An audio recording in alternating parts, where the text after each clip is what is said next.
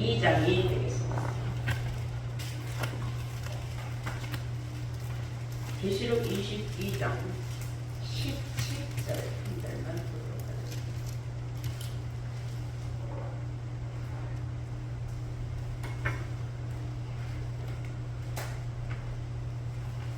찾으신 줄 믿고 성령과 신부가 말씀하시기를 오라 하시는도다. 듣는 자도 오라 할 것이요 목마른 자도 올 것이요 또 원하는 자는 값없이 생명수를 받으라 하시라. 아멘. 계시록 22장 17절 제목은 성령과 신부의 명령이라는 제목으로 오늘 귀한 말씀을 증거하도록 하겠습니다. 성령과 신부의 명령. 그 명령은 오라는 겁니다. 왜 오라고 하느냐? 오기만 하면은 문제가 해결되는 거예요. 사람들은 교회를 육신적인 문제가 해결되길 바라서 다니는 사람들이 많아요. 그것은 기독신앙이라고 해요. 구원하고 관계가 없어요. 우리 기독교는 구원하고 관계가 있는 교회입니다. 그래서 구원이 이루어지거나 구원의 섭리가 없는 교회는 있으나 마나한 교회입니다. 구원의 섭리를 모르고 믿음의 생활, 신앙생활 하는 사람들은 우매하고 어리석은 하나님의 백성들입니다.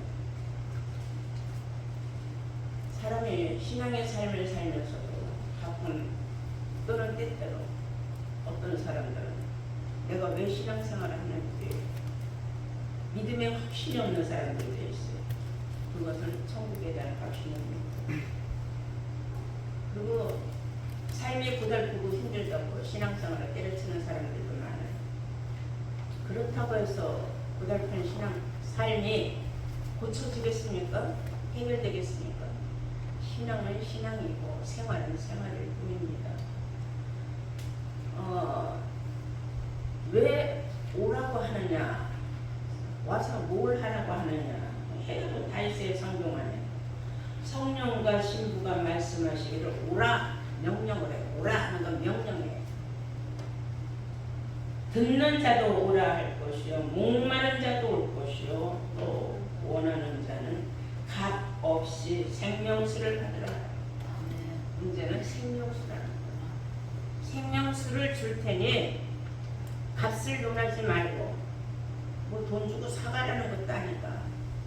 오기만 하면은 너희는 생명수를 받을 수 있으니까 명령에 순종하여 오기만 하면 된다. 그런 말씀이 주시입니다. 이사야서 55장 1절에도 너희 목마른 자들아 물로 나오라. 돈 없는 자도 오라. 너희는 와서 사 먹되 돈 없이 값 없이 와서 사라. 뭘 사라고? 포도주와 젖을 사라. 포도주와 젖도 말씀이고 생명수도 말씀입니다. 하나님의 말씀을 비유적으로 이렇게 저렇게 성경을 여러 가지로 기록을 해놔서 많은 사람들이 듣고 헷갈리고 깨닫지 못하는 겁니다. 계시록 22장 1절을 보시면 또 저가 수종같이 맑은 생명수의 강을 내게 보이니 하나님과 및 어린 양이 보좌로부터 나서 길 가운데로 흐르더라. 생명수는 어디로부터 나오느냐? 보좌로부터 흘러나오는데 길 가운데로 흘러가고 있다. 길 가운데 하면 우리가 생각하는 가운데라는 건 핵심을 말하는 거예요.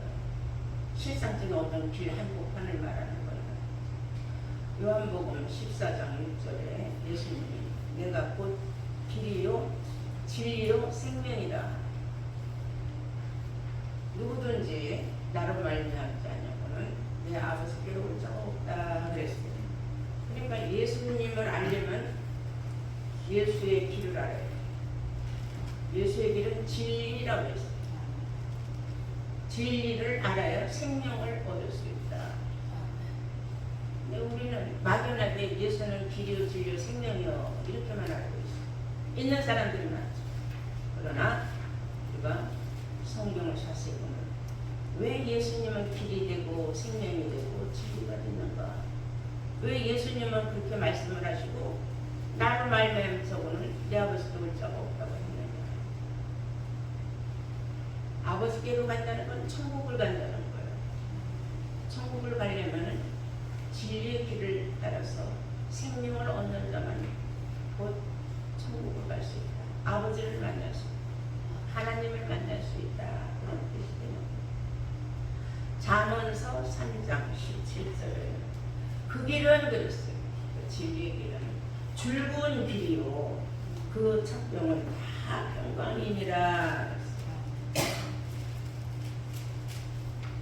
얼마나 행복합니까? 그 길은 즐거운 길이었어요. 진리를 깨닫는다는 것은 참 이치를 깨닫는다는 거예요. 깨닫는 건 참 즐거운 일이다. 구원의 첫 경의 길이 되는 최고의 빠른 지름길이다. 이사야 선지자는 이사야서 54장 5절에 또 나를 지으신 이는 네 남편이다 그랬어요. 너, 나자, 너나 나는 1인칭. 너를 지으신 이는 네 남편이다 그랬어요. 육신적으로 말하면 해결이 안 되는 거예요. 아니 남편은 나하고 육신적으로 보면 동격이에요. 근데 저 사람은 무슨 나를 나? 그건 아니겠어요. 육신적인 남편이 아니라 영적인 남편. 영적인 남편이 곧 나를 낳은 분이다. 나를 낳은 분, 나를 지으신 분. 내 육신의 부모는 육신을 낳았지만 내 영적인 부모는 하나님이다. 이해가 되십니까? 네. 근데 왜 이런 말을 하기 시작했느냐? 즉 하나님을 남편이라는 것을 알려주기 위해서 이런 말을 한 거예요. 에레미야 다 함께 보시겠습니다. 31장 보시겠습니다.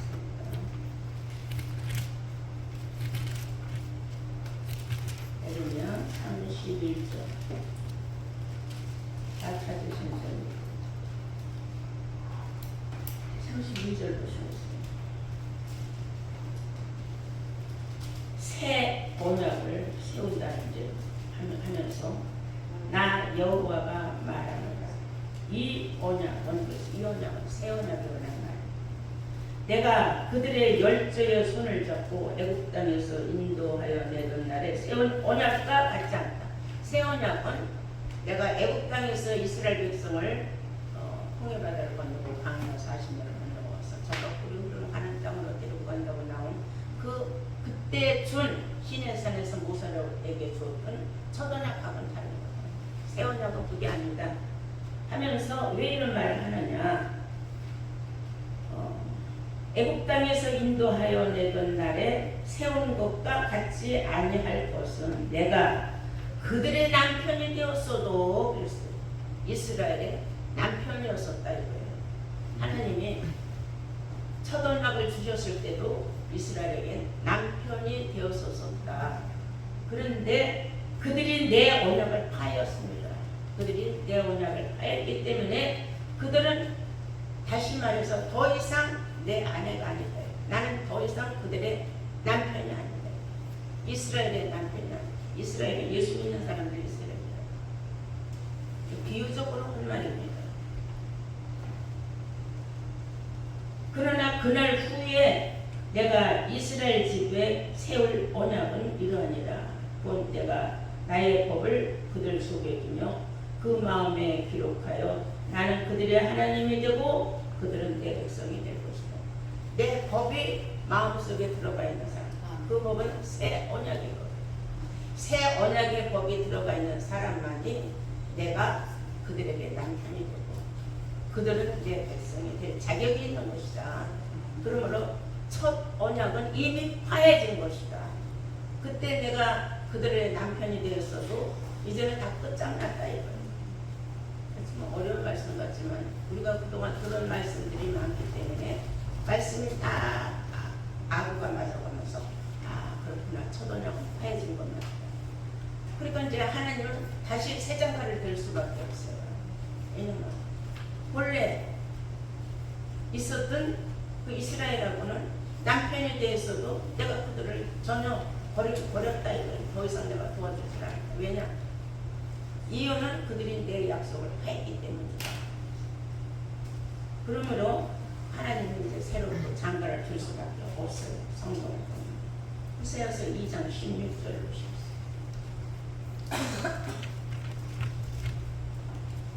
호세아서 2장 16절.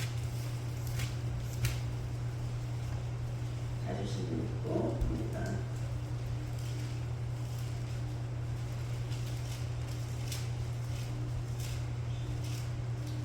그날에 네가 나를 내 남편이라 일컫고 다시는 내 바알이라 일컫지 아니하리라. 그날에 가서 너희들이 하나님이 내 남편이다 일컫고 다시는 내 바알이라 일컫지 아니하리라. 내가 우상을 내 남편이라고 하지는 않을 것이다. 내가 바알들의 이름을 저의 입에서 제하여 다시는 그 이름을 기억하여 일컬음이 없게 할 것이다. 하나님으로 남편을 섬긴 사람은 더 이상 바알을 남편으로 섬길 이유가 없게 될 것이다. 그러므로 19절을 보시면 내가 네게 장가를 들어 영원히 살게 의와 공변됨과 은총과 긍휼히 여김으로 네게 장가를 들며 진실함으로 네게 장가를 들리니 네가 여호와인 줄 알 것이다. 하나님이 우리한테 장가를 들어온다. 장가 간다 그러잖아요. 옛날에 누구한테 장가 가는? 우리한테. 그러면 이걸 육신적으로 생각을 하면 말이 안 풀려요. 장가 간다는 건 남자가 장가를 가지 여자는 시집을 가는 거예요. 근데 하나님은 장가를 든다고 했어요. 그러면 상대는 그럼 우리 여자 성도만이냐? 아니. 여자나 남자나 모든 하나님의 백성들, 하나님의 성도들. 하나님은 남편을 되시겠다고 했어요. 남편 하면은 우리가 힘을 가진 남자는 뜻을 보면 밭전자예요. 밭전자는 입구에다가 가운데 열십자가 들어있고 그 다음에 밑에는 힘력자가 들어있어요. 10명의 입을 책임질 수 있는 남자, 그걸 남자라. 근데 그런 남편, 그러니까 나에게 힘이 되어줄 수 있는 그런 사람을 남편으로 비유받은 거예요. 성경. 하나님이 우리에게 힘이 되어줍니다. 왜 힘이 되어줘요? 세상의 모든 환란으로 마귀의 괴계, 사단의 세계로 우리를 지켜줘야 돼요. 그래서 우리를 보호해서 우리를 천국까지 인도해 주신 분이 바로 남편 되는 하나님이기 때문인 줄로 믿습니다. 그런데 그 하나님은 의와 공변과 은총과 긍휼로 함께 하신다 그랬어요. 알고 보면 굉장히 행복한 말씀이죠. 누가 우리에게 이렇게 긍휼히 공평하게 은혜를 베풀어 주겠습니까? 사람을 믿을 수 없는 게 사람이에요. 믿었던 사람이 적군이 되고 금방 왼수가 되고 그런 믿을 수 없는 사람이에요. 하나님은 한 번 입에서 나온 말은 절대로 돌이키지 않는다. 그러므로 하나님이 이제 세상과 여러분께 누구한테 가는 여러분들한테 행복하십니까? 아멘. 네, 여러분 행복해야 됩니다. 이것을 신약시대에 와서는 이제 하나님은 예수님한테 모든 걸 주셨잖아요. 예수님이 말씀이 육신화가 됐다 그랬잖아요. 하나님은 말씀이라고 해요. 그래서 이제는 예수님한테 우리가 시집을 가게 돼 있어요. 나 하나님한테 우리가 시집을 가는데 왜 또 예수님한테 시집을 가냐? 육신적으로 말하면 영혼이 안 풀려요. 하나님도 영이요, 예수님도 영이요. 똑같은 영. 누구든지 주와 합한 자는 한 영이 된다 그랬어요. 어떤 사람은 이해가 안 되고 참 어려운 말이다. 너무나 고난이도적인 말씀입니다. 그러나 우리가 그동안 들은 바 말씀이 너무나 풍부하고 또 공부도 많이 했고 고차원적인 말씀을 듣고 보니까 이 말이 이렇게 돌아가는 거구나. 사도 바울은 이렇게 말을 했어요. 내가 너희들을 예수 그리스도에게 중매를 할 거다 그랬어요. 함께 고린도후서 11장을 보시겠습니다.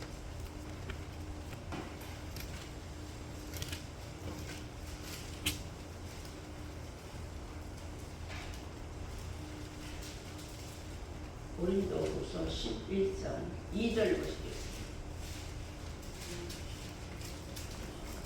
내가 하나님의 열심으로 너희를 위하여 열심을 내느니 내가 너희를 정결한 처녀로 한 남편인 그리스도께 드리려고 중매함이로다. 그리스도와 우리 사이에 중매자로 나셨어요. 누가? 사도 바울. 너희들을 정결한 처녀가 되어야 된다 그 말이에요. 정결하다는 정하고 깨끗하다는 뜻이에요. 이렇게 정하고 깨끗한 사람이 되었을 때에 예수 그리스도한테 시집갈 자격이 된다. 사도 바울이 자신만만에게 중매를 할 것이다. 그렇게 말했어요. 그러니까 이게 영적인 말이지 육적인 말은 아니죠. 아무리 말. 그래서 우리는 정결한 처녀가 돼요. 정결한 처녀가 된다. 우리가 지금 다 아줌마, 아저씨, 할아버지, 할머니인데 무슨 처녀예요. 지금 우리가 영적으로 예수님과 결혼을 안 했기 때문에 처녀, 다들 남자나 여자나 다 처녀로 비유하고 있는 거예요. 아직. 그래서 정결한 사람이 되어야 되려면 어떻게 될 사도 바울이 우리를 예수한테 중매를 한다고 했느냐. 계시록 14장 보시겠어요.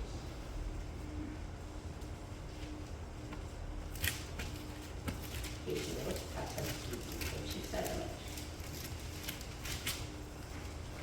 4절을 보십니다. 이 사람들은 여자로 더불어 더럽히지 아니하고 정절이 있는 자라. 어린 양이 어디로 인도하든지 따라가는 자며 사람 가운데서 구속을 받아 처음 익은 열매로 하나님과 어린 양에게 속한 자들이니 그 입에 거짓말도 없고 흠이 없는 자들이라. 입에 거짓말도 없고 흠이 없으면 정결한 자다. 이 사람들은 14만 4천이 예수 혼인잔치에 신부 자격으로 들어갈 사람들.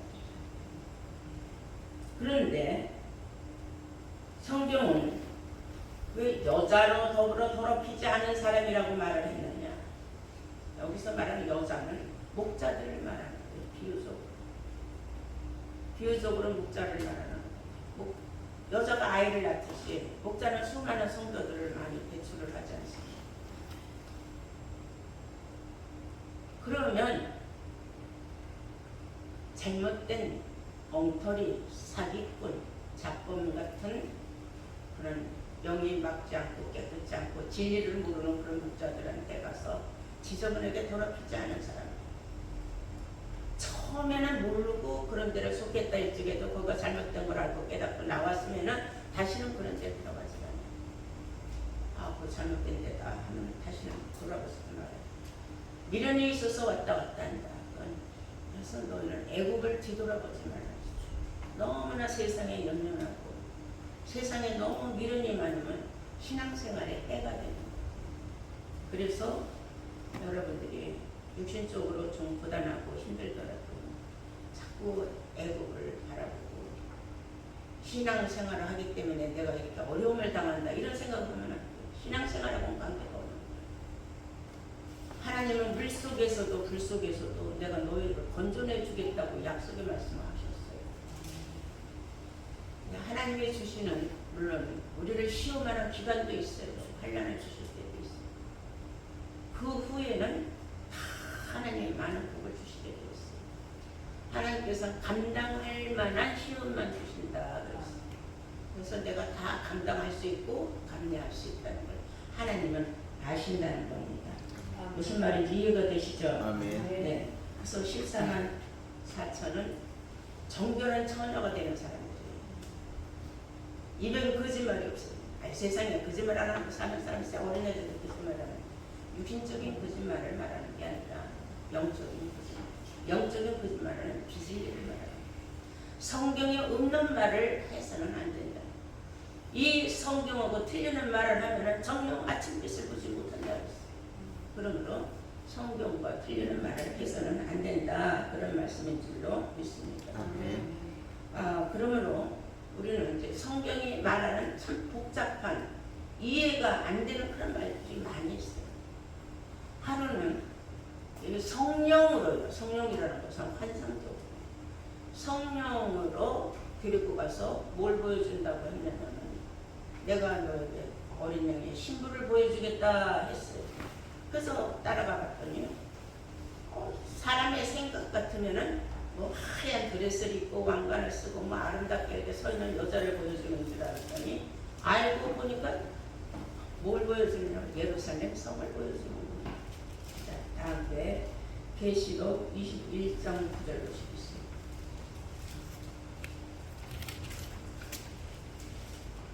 계시록 21장 9절. 일곱 대접을 가지고 마지막 일곱 재앙을 담은 일곱 천사 중 하나가 나와서 내게 말하여 가라되 이리 오라. 내가 신부 곧 어린 양의 아내를 너에게 보여주리라 하고 성령으로 나를 데리고 크고 높은 산으로 올라가 하나님께로부터 하늘에서 내려오는 거룩한 성 예루살렘을 보이니. 거룩한 성 예루살렘을 보이면 이것이 어린 양의 신부다 그랬습니다. 우리가 생각할 때 이게 말이 안 되는 거 아니에요. 누가 생각해도 예루살렘 성은 건물을 자꾸 생각하잖아요. 근데 알고 보면 우리가 거룩한 성 예루살렘은 진리의 성읍이죠.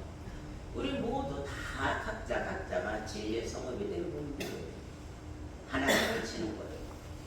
거대한 예루살렘 성이 되는 거예요. 거룩한 성. 마지막. 그래서 계시록 19장 7절을 보시면은 어린 양의 혼인 기약이 이르렀는데 신부를 보여주는 거예요. 다음에 계시록 19장 7절 우리가 즐거워하고 크게 기뻐하세 그에게 영광을 돌리세요. 어린 양의 혼인 기약이 이르렀고 그 아내가